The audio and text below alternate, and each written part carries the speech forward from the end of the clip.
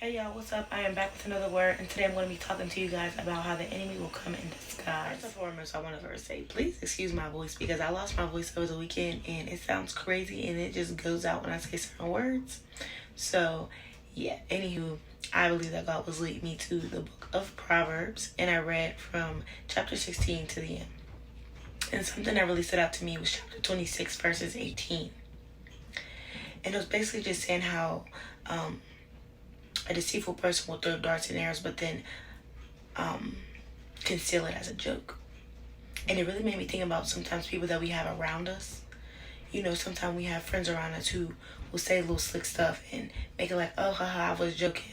Or, you know, just say something like, oh, you ugly, but whole life be dying about it. Like, tears coming out their eyes and everything. Like, it wasn't that funny. You know what I'm saying? And like they say, you gotta pay attention to the spirit behind people. The enemy is deceitful. And oftentimes we're around people who call us bro, who call us sis, who are even family. And behind them is deceit. Behind them, the enemy can be using them. I don't know who this word is for, but it's a warning to be careful with who you have around you, especially when you're in a season of transitioning to higher levels. Pay attention to who you have around you. Don't just take people's word for what it is, because people use their words to be deceitful. It's easy for you to perceive that someone's there for you, someone love for you, and someone care for you until it's time for them to show their true colors. And sometimes people is real good at being snakes. At some point, what's under the dark will come to light, especially if you have a relationship with God. It's going to be shown to that person. God never keeps his children in the dark. But even within reading that scripture, I definitely realized as well that a lot of times I have a whole lot to do with our communication. You know, sometimes we give people the ammunition to attack just simply by responding to them. Simply by responding to certain things that don't need a response. I heard that saying, that's why you got two ears and one mouth. Sometimes it really is best to just sit back and listen to people talk. Because sometimes just by listening to somebody talk, you can hear the enemy in them. You can hear the deceit in them. You can hear the jealousy in them. You have to pay attention to who it is that you're in communication with, who it is that you have around you, and not just pay attention to the person that they're presenting themselves to be, but pay attention to the spirit behind them. Pay attention to the fruits of their spirit. Do they show any fruits of the spirit? Or do they show opposite of the fruits of the spirit? I remember God was showing me in a season where it was a time to speak and a time to listen. I was talking too much. I was doing too much talking. I was expressing myself too much. I was telling too much. You know, sometimes you are in a season where everything ain't meant to be told. Some things is really to be kept between you and God. And he had to make that clear to me. But more than anything, what I learned from that situation was you have two ears and one mouth for a reason. You learn so much more by listening than by speaking. You miss so much stuff by being quick to speak. I'm telling y'all, the number one way to figure out if someone's really in your corner or not is sit back and listen to them talk. Listen to them talk to you. Listen to how they talk about you, to other people. And when you get in that season where you just doing all that talking and you just telling everything, you just telling all your business just openly and not even, you know, testing the spirit behind people, you come to realize you'll open the doors to a lot of attacks. You be giving people the ammunition to attack you. And not even realize it. The whole time you thinking like, that's my friend, that's my cousin, that's my... Anybody tell you that your family could be enemies too? And it ain't even them.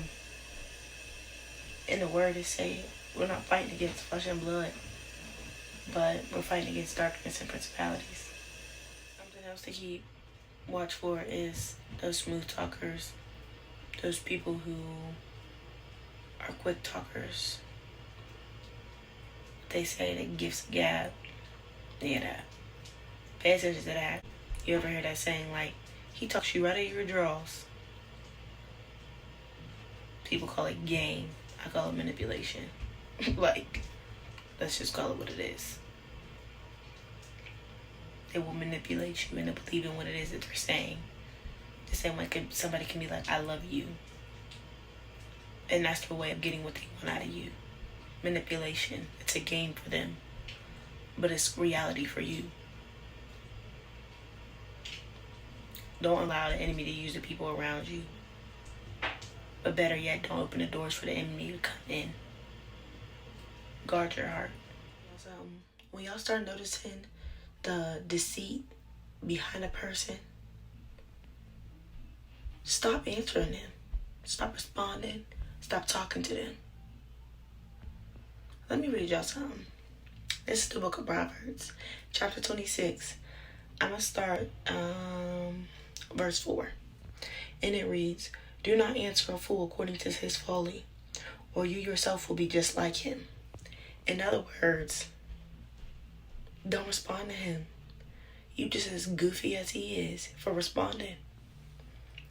Answer a fool according to his folly, or he will be wise in his own eyes.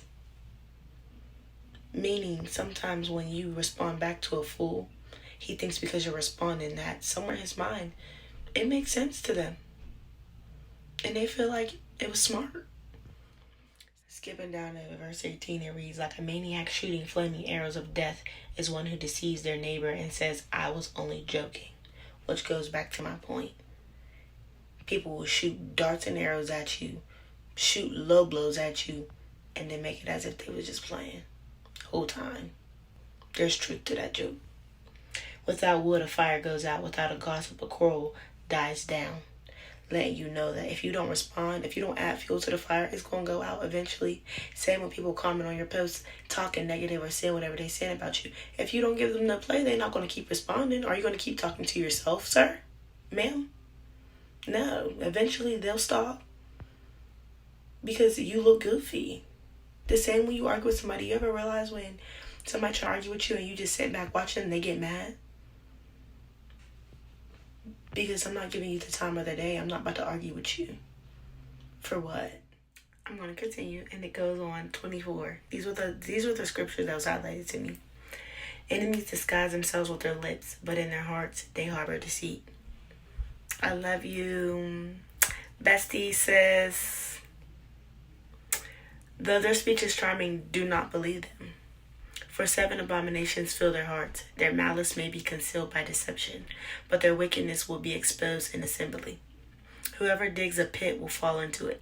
If someone rolls a stone, it will roll back on them. In other words, those things that they're doing to you, those seeds that they're sowing, those evil seeds that they're sowing, the things they want to happen to you, they're going to fall back in that same pit that they made for you, that they thought was going to take you out. The seed. I don't know who this word is for, but just know that when you are especially going into a transitional period and you are being called higher, don't be deceived. Don't be deceived by a friend, by a family, by a man, by a woman. Don't be deceived. Guard your heart. I love y'all. Bye.